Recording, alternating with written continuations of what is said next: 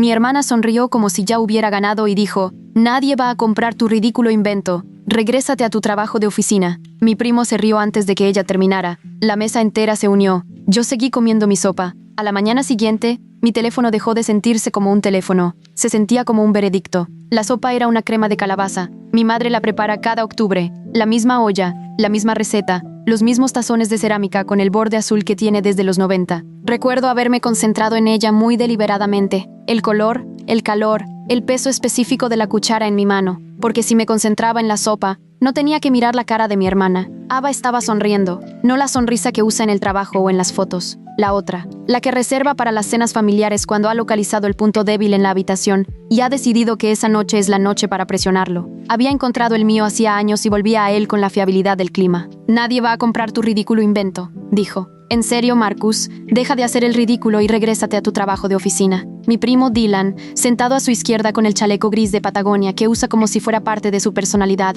soltó un resoplido antes de que ella siquiera terminara la frase. Luego, la tía Carol se rió, luego mi tío, luego dos de mis primos cuyos nombres no podría decir que recuerdo correctamente, lo que te dice algo sobre cuánto habían importado previamente en mi vida. Toda la mesa se rió, y yo tomé mi cuchara y seguí comiendo mi sopa, no porque fuera poca cosa, no porque no tuviera nada que decir, sino porque yo ya sabía lo que ninguno de ellos sabía, y tenía exactamente 14 horas hasta que el resto del mundo también se enterara. Déjenme contarles sobre la versión de mí que habría respondido. Él existió. Hace 3 años era muy real. Trabajaba como analista de datos en una firma de seguros de tamaño mediano en Columbus, Ohio. Sentado en un cubículo en el 4º piso de un edificio que olía permanentemente a aire reciclado y al pescado de microondas de alguien, ganaba $63,000 al año, lo que era suficiente para estar cómodo, pero no lo bastante para sentir que era un destino final. Usaba el tipo de ropa que señalaba esfuerzo sin ambición. Tenía evaluaciones de desempeño que lo llamaban confiable y meticuloso, que son los equivalentes profesionales de que te digan que tu sopa está tibia. Mi nombre es Marcus Webb, tengo 31 años. Soy el de en medio de 3 hijos, lo que significa que ocupaba el espacio demográfico de no ser ni el logro del mayor,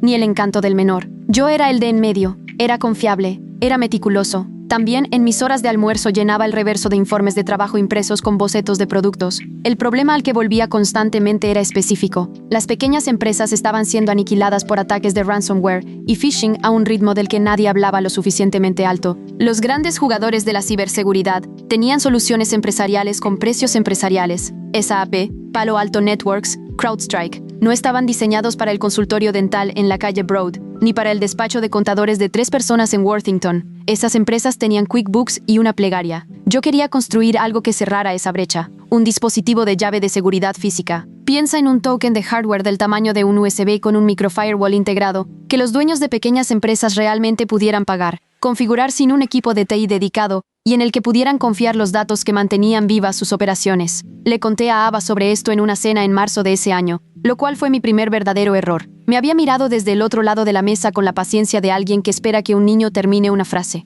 Entonces, es como una memoria USB, dijo. Es significativamente más que una memoria USB, repitió. A Dylan eso le pareció divertidísimo. Esa fue la primera cena. Hubo muchas más. Mi cofundadora me encontró a través de una publicación en un foro. Su nombre era Priya Subramaniam. Había pasado 4 años en una firma de seguridad de redes en Cincinnati, antes de irse para terminar un MBA en la Fisher College of Business de la Universidad Estatal de Ohio, que es donde encontró mi publicación en el foro que describía la brecha de producto que había identificado. Y lo que más tarde me dijo fue la formulación del problema más precisa que había leído de alguien a quien no le pagaban ya por pensar en ello. Me llamó un jueves por la noche en junio. Yo estaba sentado en mi coche en el estacionamiento de mi edificio de apartamentos, porque la señal del celular era mejor ahí. Habló durante 11 minutos sin parar. Tomé notas en mi teléfono en la oscuridad. Para agosto teníamos una LLC. Para octubre teníamos un primer prototipo. El primer prototipo se sobrecalentó. No me refiero metafóricamente. Quiero decir, la carcasa se calentó tanto que era incómodo sostenerla. Lo desechamos. El segundo prototipo era mejor en todos los sentidos,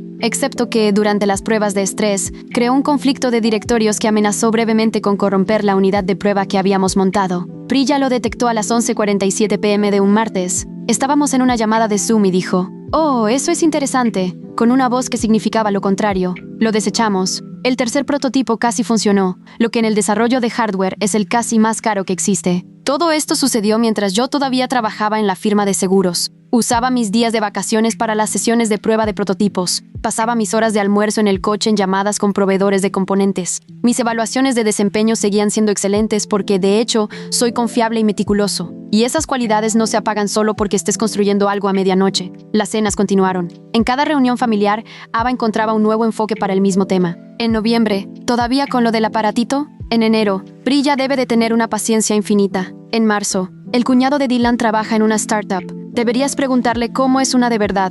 Dylan se reía a la señal cada vez. Tenía un talento notable para ello. Cometí el error de compartir una victoria real en abril de ese segundo año. Teníamos un cliente que pagaba, Walsh Accounting, una firma de 4 personas en Westerville, Ohio, dirigida por una mujer llamada Sharon Walsh, contadora pública certificada, que había perdido 6 semanas de datos de clientes por un ataque de ransomware 18 meses antes, y desde entonces operaba en un estado de trauma de bajo grado sobre la seguridad de los datos. Nos pagó nuestra primera factura real. No era una cifra grande, pero era real, y tenía la firma de alguien. Y yo estaba orgulloso de la manera en que uno está orgulloso cuando algo deja de ser teórico. Lo mencioné en la cena. Ava no me dejó terminar la frase. ¿Sigue siendo esta la cosa por la que pierdes el sueño en lugar de construir una carrera de verdad? La mesa se rió. Mi tía hizo una broma sobre Shark Tank. Dylan dijo algo sobre inventores de garaje que decidí no retener. Me quedé en la cocina después, enjuagando un plato que no necesitaba ser enjuagado, y sentí que algo cambiaba en mí, no que se rompía. Cambiaba. Como el hielo cambia cuando se enfría lo suficiente, no se hace añicos. Simplemente se vuelve más difícil de penetrar.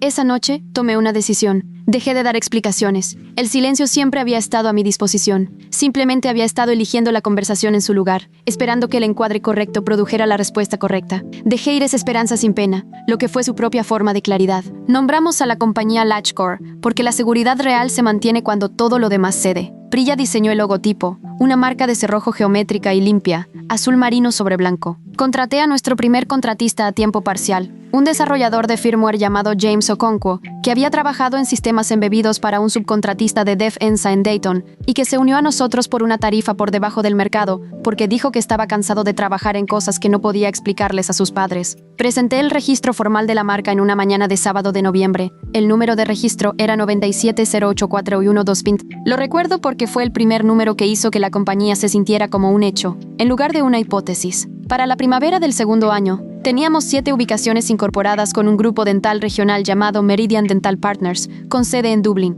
Su director de TI era un hombre llamado Robert Chen, que había asistido a un panel de ciberseguridad de la Cámara de Comercio donde Brilla había presentado, y que según su propia descripción, se había sentado muy derecho durante la sección de ella. Nos llamó la semana siguiente. Robert firmó el contrato el 3 de marzo. Yo firmé mi renuncia de la firma de seguros el 5 de marzo. Ambas cosas se sintieron correctas. Después de Meridian siguieron las referencias, un grupo de oftalmología, un bufete de abogados de familia en Worthington, una cadena de veterinarias con 4 ubicaciones. No estábamos escalando como una aplicación de consumo, estábamos escalando como algo que la gente recomendaba a la gente en la que confiaba, que es más lento, más pegajoso y, en última instancia, más duradero. Una inversionista ángel llamada Patricia Guerrero, que dirigía un fondo con sede en Columbus llamado Onset Street Ventures y nos había rechazado 2 veces antes. Llamó en otoño y dijo, y esto lo anoté porque sabía que lo querría más tarde: la disciplina en su registro de iteraciones es diferente a todo lo que he visto de un equipo de hardware tan pequeño. Lideró una ronda de capital semilla de $340,000. Lo usamos para contratar a James a tiempo completo, agregar un segundo ingeniero de firmware y mudarnos del espacio de cotrabajo que habíamos estado alquilando por mes a una oficina real en Struck Road. Un periodista llamado Kevin Marsh, que cubre la tecnología del Medio Oeste para un boletín llamado Corridor Report, escribió sobre nosotros en enero. El artículo se titulaba «Los fundadores de hardware que nadie está viendo todavía». Tenía 400 palabras y describía a LatchCore como resolviendo la última milla de la ciberseguridad de las pequeñas empresas con una contención quirúrgica. El artículo se difundió exactamente en los canales donde importaba: publicaciones en LinkedIn de directores financieros, un retweet de la cuenta de la Asociación Nacional de Pequeñas Empresas, una mención en un boletín para CISO con 40,000 suscriptores. 6 semanas después de que se publicara el artículo, recibí un correo electrónico de una mujer llamada Sandra Osei, directora de desarrollo corporativo en Archon Systems. Archon es una empresa de ciberseguridad que cotiza en bolsa con sede en Reston, Virginia. Cotizan en el Nasdaq. Sus ingresos anuales en 2023 fueron de $400 millones. No son una empresa que envía correos electrónicos a pequeñas startups de hardware por razones sociales. El correo de Sandra tenía 4 frases. La última decía: nos gustaría discutir una posible adquisición de Latchcore a la brevedad posible. Lo leí 2 veces en mi escritorio en Shrock Road a las 9:22 de una mañana de martes. Luego cerré mi laptop. Luego me quedé muy quieto durante aproximadamente 4 minutos. Luego llamé a Priya. Hubo un silencio en el teléfono que nunca olvidaré. Luego dijo: ok, mantén la calma. Llama a Daniel. Daniel era Daniel Park, nuestro abogado. Daniel S. Park, JD, de Harkin Ellison, LLP en Columbus. Un bufete de abogados corporativos que había cofundado en 2019, después de 8 años en un bufete nacional en Chicago. Tenía 37 años, era absurdamente bien organizado y tenía una reputación en negociaciones de fusiones y adquisiciones que Priya había investigado antes de recomendarlo. Era la persona que habíamos contratado temprano, antes de necesitarlo, lo que más tarde nos dijo que era la mejor decisión que los fundadores de pequeñas empresas consistentemente no lograban tomar. Daniel contestó la llamada al primer timbrazo. Envíame el correo, dijo. No respondas todavía. Las siguientes 6 semanas fueron las más desorientadoras de mi vida profesional. No porque fueran malas, sino porque eran genuinamente buenas y yo no tenía un modelo para eso. Daniel Park voló a Reston 2 veces. Pasó 4 horas en llamadas con el equipo legal de Arcon, un viernes que recuerdo principalmente como el viernes en que caminé en círculos por el estacionamiento de Shrock Road durante 90 minutos porque no podía quedarme quieto. Sandra Osei y yo hablamos 2 veces. Llamadas que fueron amistosas de la manera en que lo son las llamadas donde ambas partes entienden que la amabilidad es una forma de profesionalismo y no una indicación de los términos finales. El número que Arcon ofreció en la carta de intención no fue el número del acuerdo final. El número final fue más alto. No voy a escribirlo aquí por la misma razón que los pilotos no discuten el peso exacto de la carga a mitad de vuelo. Baste decir que fue suficiente para que, cuando Daniel Park me lo dijo sin rodeos por teléfono, tuviera que pedirle que lo repitiera, lo cual hizo con paciencia, porque claramente ya había visto esa reacción antes. Priya lloró, no de forma dramática. Hizo un pequeño sonido, y luego se quedó en silencio y luego dijo: realmente lo logramos. Con una voz tan baja que sonaba como alguien confirmando un sueño mientras todavía estaba dentro de él. James Okonkwo me envió un mensaje de texto que decía: anoche les conté a mis padres. Mi mamá encendió una vela. No respondí de inmediato porque estaba en el estacionamiento de mi edificio de apartamentos y no me estaba yendo bien en eso de ser una persona compuesta. No le dije a nadie de mi familia. El silencio me había protegido en el camino hacia arriba. Me protegería en el camino hacia afuera. La votación final de aprobación de la junta directiva en Arcon estaba programada para el lunes por la mañana. La cena familiar de mi madre era el domingo por la noche. Decidí ir. Llegué a las 6:15 con una botella de Pinot Noir Meiomi y una cara que había practicado en el espejo del baño 2 veces esa tarde. Tranquilo, presente, sin nada notable. Mi madre me abrazó en la puerta. Olía a crema de calabaza, el olor de octubre, el olor de la cena. Durante unos 20 minutos, casi se sintió como cualquier otro domingo. Luego mi padre mencionó un artículo que había visto en una sección de negocios sobre el aumento de la demanda de ciberseguridad para pequeñas empresas.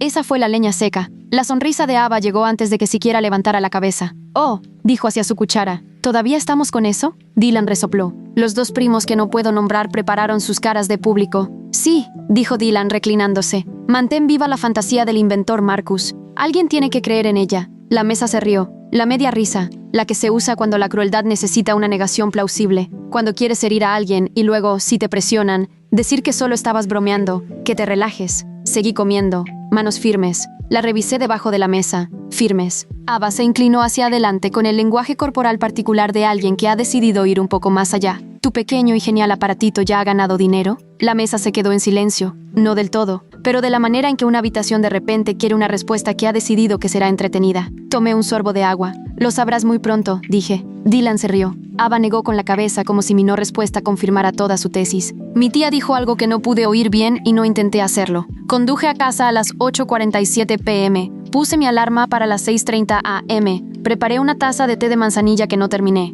Me acosté sobre las sábanas de mi cama y miré el techo por un rato. Luego me fui a dormir. A las 8:12 a.m. del lunes, llamó Daniel Park. La junta lo aprobó, dijo. Los documentos finales se están preparando ahora. Deberíamos tener las firmas para las 11. Estaba sentado en la barra de mi cocina con la sudadera de ayer. Dije, ok.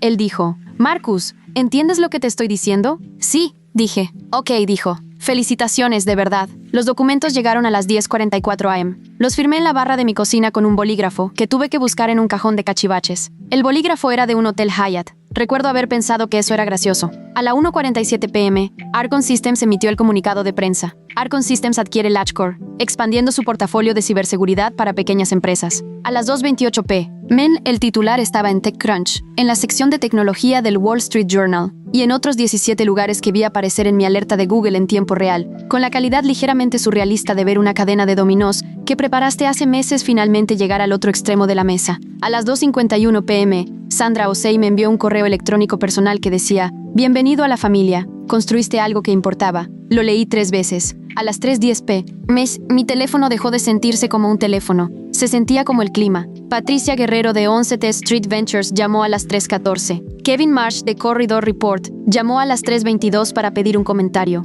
James Okonkwo envió una nota de voz que era principalmente ruido ambiental y él diciendo hermano repetidamente. Robert Chen de Meridian Dental envió un mensaje de texto. Lo supe desde el primer día. Felicidades. Sharon Walsh, la contadora que firmó nuestra primera factura real, envió una tarjeta a través de LinkedIn que leí 4 veces porque era genuinamente amable. A las 3:34 p.m. llegó el mensaje de texto de Dylan. Siempre supe que ibas a hacer algo increíble, hermano. Orgulloso de ti. Me quedé mirando la pantalla por un momento. Luego me reí. Realmente me reí. En voz alta. Solo en mi apartamento. No una risa maliciosa. Solo la risa de un hombre que había comido sopa pacientemente durante 3 años y ahora podía permitirse encontrar algo divertido. Luego llamó Ava. Vi el teléfono sonar 1, 2, 3 veces. Lo dejé ir al buzón de voz. Volvió a llamar a las 3:47 p.m. Vi sonar esa llamada también. A las 3:52 p.m. llegó su mensaje de texto. 5 palabras. Tenemos que hablar. Ahora. No un lo siento. No un estaba equivocada.